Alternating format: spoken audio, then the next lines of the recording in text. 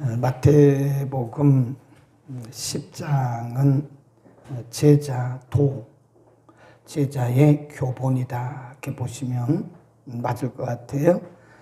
10장 1절에서 예수님께서 그 원하시는 자들을 12명을 부르시고 제자라 칭하셨다. 그러니까 불강력적인 부름이라 그러죠. 제자들이 무슨 자격이 있어서 그리고 실력이 있어서 부름받은 것이 아니라 예수님의 필요에 따라서 부름받은 것이다. 그리고 그 제자의 사역을 감당하기 위해서는 어떻게 해야 되느냐, 제자가 전할 메시지의 핵심은 무엇이냐, 이런 등등 쭉 말씀하고 있는데 15절 이하에 쭉 보면 16절 볼까요? 내가 너희를 보냄이 양을 이리 가운데 보냄과 같도다. 그러므로 너희는 뱀같이 지혜롭고 비둘기같이 순결하라. 이 제자의 자세를 가르치면서 마치 내가 너희를 보내는 것이 양을 이리 가운데 보낸 것 같다. 그만큼 제자들의 사역지가 험하다는 거죠. 그래서 그들에게 필요한 것이 뭐냐면 순결 그리고 지혜다. 순발력을 말합니다. 뱀의 특성이 뭐냐면 뱀의 지혜라는데 그 뱀의 지혜는 뱀의 순발력을 의미하는 거죠. 그 상황에 따라서 잘 대처하는 그런 지혜와 순발력이 필요하고, 시대가 아무리 악해도 복음을 가진 제자로서 순결성을 잊어서는 안 된다, 그런 거죠.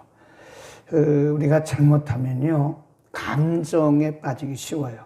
그래서 순간적으로 본질로부터 이탈하는 경우가 많습니다.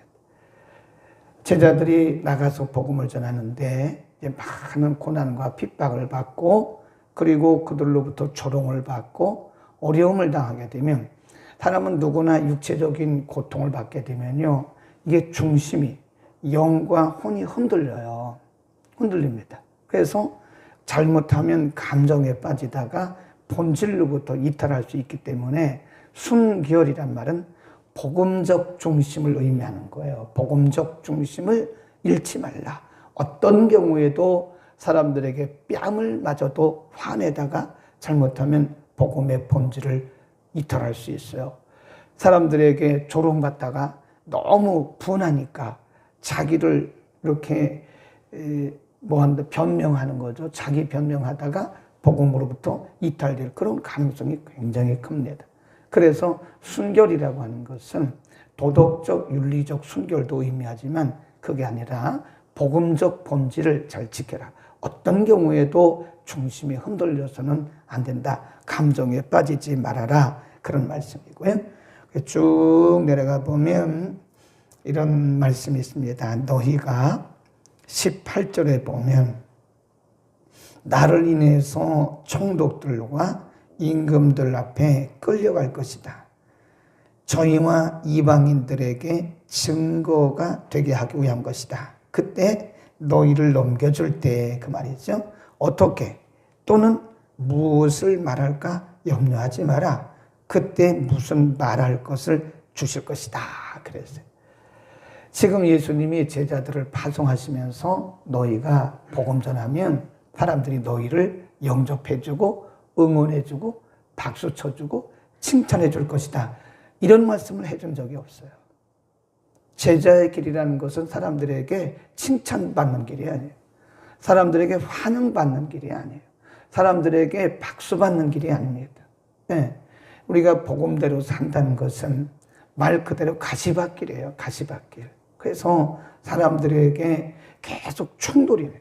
복음이라는 것은 그 안에 생명력이 있어요. 그래서 이 복음을 던지잖아요. 그러면 복음을 받는 사람이 있고 복음을 거부하는 사람이 있어요. 이거를 수용과 저항의 원리라 그럽니다.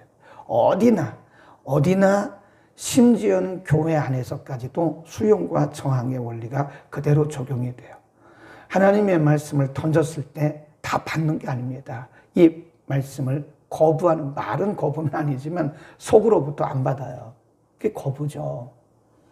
그러니까 오히려 예수님이 제자들에게 복음 전하라고 말씀하시면서 복음의 현장은 이게 복음의 충돌이 일어난다는 거예요. 영적 충돌과 육신적인 충돌이 함께 일어나는데 그때 너희가 사람들에게 끌려갈 것이다. 복음을 이해하지 못하는 사람들이 너희를 잡아다가 재판정에 세울 것이다. 너희가 재판받을 수도 있고 어쩌면 신문받을 수도 있다. 그런데 예수님 하신 말씀이 그때에 너희가 사람들에게 끌려갔을 때 무슨 말을 할 것인가 미리 염려하지 마라 이거예요. 걱정하지 말라. 왜 그러죠? 그때 너에게 하실 말을 줄 것이다. 거기 보세요. 19절에 보면 그때에 무슨 말할 것을 주시리라. 20 시작. 말하는 이는 너희가 아니라 너희 속에서 말씀하시는 자 곧 너희 아버지의 뭐래요? 성령의 성. 성령님이 너희에게 그 순간순간마다 할 말을 주실 것이다. 순발력과 지혜를 주실 것이다. 그러니까 미리 걱정하지 마라. 그러니까 제자는요, 미리 염려하면 안 됩니다. 예수님이 그런 말씀도 하셨잖아요. 바로 앞에 보면 너희가 현장에 나갈 때 두 벌 옷을 갖지 말아라. 전대에 돈을 넣지 말아라. 그런 말씀을 하세요. 인간은 누구나 계획을 세우기 마련이죠. 근데 그 계획을 세우는 것이 어떻게 보면 참 인간적으로 보면 똑똑하고 계획성이 있어 보이지만 근데 우리가 계획 세운다고 해서 그대로 되는 법이 없습니다. 되지를 않아요. 그러니까 아예 맡겨버리라는 거예요. 맡겨버려. 두 벌 옷, 두 신발, 또 전대의 돈 이런 것 준비하지 말라고 말씀한 것은 하나님이 책임을 지시기 때문에 또 너희가 사람들에게 끌려갈 거다. 사람들이 너희를 잡아다가 오늘날로 말하면 검찰에 세우고 또 경찰에 세우고 너희가 수사받을 수도 있고 너희가 사람들에게 능욕받을 수도 있을 것이다. 그러나 그때 무슨 말을 할 것인가 라고 미리 염려하지 말라. 그때 가면 하나님께서 분명히 너에게 할 말을 주시는데 그것은 말씀하신 자는 너희가 아니야. 너희 안에서 역사하시는 성령님이 너희에게 주실 것이 아멘. 우리는 그런 자세로 살아야 됩니다. 미리 염려하고 계획하는 것은 좋으나 그 미리 염려하고 계획하는 것은 계획성이 있어 보이긴 하나 그것은 어떻게 보면 하나님을 온전히 신뢰하는 믿음은 아니라니까요. 그래서 머리 좋은 사람이 예수 잘 못 믿어요. 머리 좋은 분들은 자기 계획을 굉장히 철저하게 짭니다. 근데 저도 해봤지만 그게 내 마음대로 되지가 않더라고요. 내가 짠 계획에 딘 것이 별로 없어요. 하나님의 뜻과 우리의 뜻이 다르기 때문에 그런 거예요. 그러니까 어떻게 보면 그냥 내일 일은 난 몰라요. 하루하루 살아요. 하나님 앞에 다 맡기고 그냥 그날 살아가는 거지. 우리가 뭐 며칠 날로 어떻게 한다, 며칠 날로 어떻게, 그게 물론 일정은 잡아놓을 수 있지만 그게 된다는 보장이 없는 것이다. 그래서 제자들은 하루하루 모든 걸 다 그분에게 맡기고 그분이 인도한 대로 가는 것이다. 자, 오늘 본문에도 여러 가지 말씀을 하세요. 24절에 보면 제자가 그 선생보다 또는 그 종이 그 상전보다 높지 못하느니 제자가 그 선생 같고 종이 그 상전 같으면 족하도다. 집주인을 바알세불이라 하였거든 하물며 그 집 사람들이랴. 그 앞에 보세요. 9장 32절 33절에 보면 저희가 나갈 때 귀신 들려 벙어리 된 자를 예수께 데려오니 귀신이 쫓겨나고 벙어리가 말하거늘 무리가 기이 여겨 가로되 이스라엘 가운데서 이런 일을 본 때가 없다 하되 바리새인들은 가로되 저가 귀신의 왕을 뭐하여 빙자하여 귀신을 쫓아낸다. 귀신의 왕이 누구냐면 바알세불이에요. 그러니까 바리새인들이 그 당시 최고의 경건을 자랑하던 이 종교적 바리새인들이 지도자 바리새인들이 예수님이 귀신 쫓는 것을 보고 뭐라 그래요? 저 귀신 들렸다 그래요. 저 귀신 들렸구나. 귀신의 왕 바알세불을 힘입어서 귀신을 쫓는다고 말하던데 아니 선생님에게 그런 말을 들었는데 선생님도 그런 말을 듣는 너희가 그런 말 듣는 것은 당연한 거야. 그런 뜻입니다. 이게 다시 한번 보세요. 24, 25절이 그런 말씀이에요. 너희의 선생님도 그런 말을 들었는데 제자인 너희들이 그런 말 듣는 것은 당연한 거야. 그러니까 여러분 우리가 복음 전하다가 억울한 일 당한다고 가슴 치고 그 포기하면 안 됩니다. 예수님은 우리보다 더 심한 그런 조롱과 핍박과 박해를 받으셨어요. 그러니까 우리가 복음의 현장에서 사람들에게 환영받을 기대하면 안 됩니다. 복음은 충돌 현상이 일어나. 이게 생명력이기 때문에 어디든지 던지면 충돌합니다. 이게. 그래서 하나님이 택정하신 자들은 그걸 아멘으로 받지만 우리가 이렇게 볼 때 일반적으로 이것을 아멘으로 받는 자보다는요 거부한 자들이 더 많아요. 교회 밖에는. 그게 아마 제가 볼 때 90대 10도 안 됩니다. 10%도 안 돼요. 우리가 복음을 던졌을 때 그 복음을 아멘을 하고 달게 받는 사람이 교회 밖에 10%가 안 됩니다. 당연히 우리가 복음 전할 때 사람들이 우리를 조롱하죠. 이해 못하죠. 그러니까 우리에게 얼마나 조롱하는 그런 말을 하겠어요. 그런 말을 듣는다고 억울하다고 그 복음 전하는 일을 포기하면 안 된다는 거예요. 아멘. 그 말씀입니다. 예수님도 귀신의 왕을 입었다는 귀신 들렸다는 소리를 들었는데 제자들이 너희들이야 얼마나 더하겠느냐. 그 말씀이에요. 그 다음에 그래서 27절에 보면 시작 내가 너희에게 이르는 어두운 데서 이르는 것을 광명한 데서 말하며 내가 귀 속으로 듣는 것을 집 위에서 전파하라. 거기 보면 너희가 어두운 데서 내가 너희에게 어두운 데서 이르는 것을 광명 밝은 데서 밝히 말하고 귀 속으로 들은 것을 너가 집 위에서 전파하라. 그 말은 복음을 숨기지 말라는 거예요. 주저하지 말라는 거예요. 너희가 들은 그 복음을 담대하게 증거하라. 담대하게 선포하라. 그런 얘기입니다. 네, 아멘. 여러분 우리는 복음을 받은 제자들입니다. 가끔 보면요 자신이 크리스찬인 것을 숨기는 사람들이 있어요. 이건 분명히 말하는데 여러분 주님 앞에 가서요 갈는지 안 갈는지는 모르겠지만 그런 사람들은 만일 그런 사람들이 주님 앞에 간다면 책망을 듣습니다. 그 뒤에 나와요. 자신이 크리스찬인 것을 드러내지 않아요. 숨겨요. 떳떳이 말하세요. 나는 집사입니다. 네, 나는 장로입니다. 나는 권사입니다. 나는 전도사입니다. 나는 목사입니다. 그 말을 왜 못합니까? 안 됩니다. 그 말을 왜 못하냐고요. 복음을 부끄러워하는 거예요. 그렇지 않으면. 우리는 복음을 부끄러워하면 안 돼요. 복음에는 생명력이 있어요. 사람을 구원하는 능력이 있는 복음입니다. 이 복음을 왜 감추냐고요. 예수님 말씀하기를 너희가 귀 속으로 들은 것을 지부에서 전파하라. 너희가 조용하게 들은 말씀을 어두운 데서 들은 그 말씀을 너희는 밝은 데서 말하라. 그런 거예요. 기죽지 말고 주저하지 말고 강하고 담대하게 이 복음을 전하라. 아멘. 우리는 그래야 됩니다. 그 밑에 가보세요. 26절. 그런즉 저희를 두려워 말라. 감추인 것이 드러나지 않을 것이 없고 숨은 것이 알려지지 않을 것이 없느니라. 28 시작. 몸은 죽여도 영혼은 능히 죽이지 못하는 자들을 두려워하지 말고 오직 몸과 영혼을 능히 지옥에 멸하시는 자를 두려워하라. 참새 2마리가 한 아사리온에 팔리는 것이 아니냐. 그러나 너희 아버지께서 허락지 아니하시면 그 하나라도 땅에 떨어지지 아니하리라. 그랬습니다. 두려워하지 마라. 복음을 방해하고 복음을 거부하는 자들을 때로는 조롱하는 사람들을 두려워하지 마라. 그런 말씀.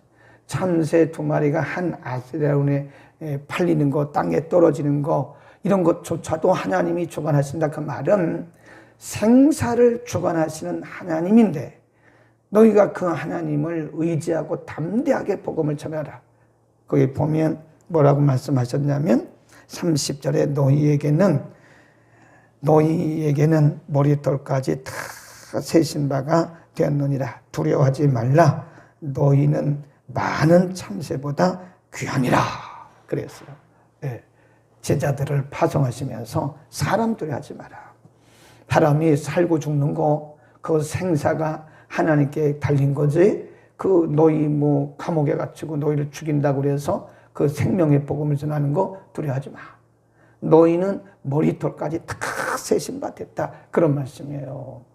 사람이 죽고 사는 게 하나님의 손에 달렸지, 사람 두려워가지고 복음 안 전하고 사람 무서워서 복음을 감추고 그런 연약한 모습 보이지 말아요. 예. 우리가 다른 건 몰라도요, 이 복음 전하는 것은요, 이거 다 목숨 걸고잖아요. 예. 사람이 살고 죽는 것이 하나님께 달려있는 것이지, 그거 두려워서 복음 못 전하고 그러면 안 됩니다.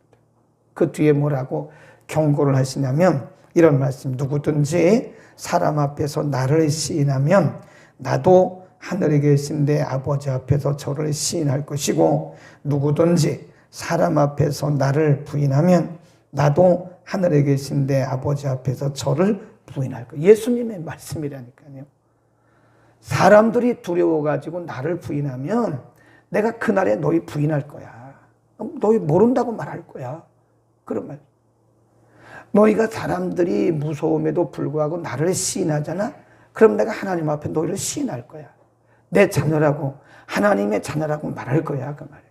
그러니까 사람이 무서워가지고, 자기가 크리스찬인 것도 감추고, 사람이 무서워가지고 복음 두려워하고, 복음 안 전하고, 복음을 부끄러워하면 그날에 어쩌면 예수님이 나 너희를 몰라? 이렇게 말하지. 우리가 평생 예수 믿고 천국 못 가면 그 말씀, 하나님 말씀, 내가 어떻게 하면 복음 전하나, 어떻게 하면 복음 전하나, 이러는 겁니다. 아멘. 우리는 복음 전하는 게 우리의 사명입니다. 가만히 생각해 보면 우리는요, 복음과 상관없는 삶을 살아요. 하나님이 복음 전하고 건강 주셨죠. 복음 전하라고 옷도 좋은 거 사입해 주셨죠. 복음 전하라고 좋은 차도 주셨죠. 그러잖아요. 옛날에 어떤 분, 우리 그렇게 삽시다. 우리는 복음 전하는 자들이에요. 어쨌든 살아도 죽어도 복음 전해야 되고, 오늘도 내일도 때를 얻든지 못 얻든지, 듣든지 아니 듣든지 우리는 복음을 전하는 복음 전도인의 삶을 살 수 있기를 바랍니다. 그 사람이 제자예요. 기도하겠습니다. 은혜를 베푸시는 거룩하신 아버지, 우리를 복음으로 말미암아 구원하시고, 복음으로 말미암아 하나님의 자녀 삼아 주시고, 복음으로 말미암아 새로운 생명 주시고 비전 주신 아버지, 오늘 예수님께서 제자들을 부르시고 파송하시면서 이렇게도 많은 말씀들을 해주신 것은 복음의 현장이 이만큼 어렵다는 것을 우리에게 가르쳐 주신 겁니다. 생명의 복음을 전하는 일에 우리의 모든 것을 다 바칠 수 있는 믿음의 용기를 통하여 주옵소서. 하나님이 우리를 구원하신 것은 아직도 구원받지 못한 이들에게 생명의 복음을 전하게 하기 위함인 것을 믿습니다. 주님, 우리에게 공급해 주신 모든 목적이 복음 전하라고 주신 것임을 깨닫고, 하나님의 의도를 잘 깨닫고 하나님의 마음을 시원하게 드리는 우리 모두가 되게 하여 주옵소서. 듣든지 아니 듣든지, 때를 얻든지 못 얻든지 복음 전하라고 말씀하신 아버지, 오늘도 우리가 복음 전하는 복음의 사역자로 살게 하시고, 우리의 평생 복음 전하는 복음 사역자로 살게 하여 주옵소서. 복음 전하는 것 때문에 기도하게 하시고, 복음 전하는 것 때문에 밥도 먹게 하시고, 복음 전하는 것 때문에 건강관리도 하게 하시고, 하나님, 우리가 복음 전하는 것이 우리 일생의 소망이요 사역이 되게 하여 주옵소서. 예수 그리스도의 이름으로 기도드립니다. 아멘.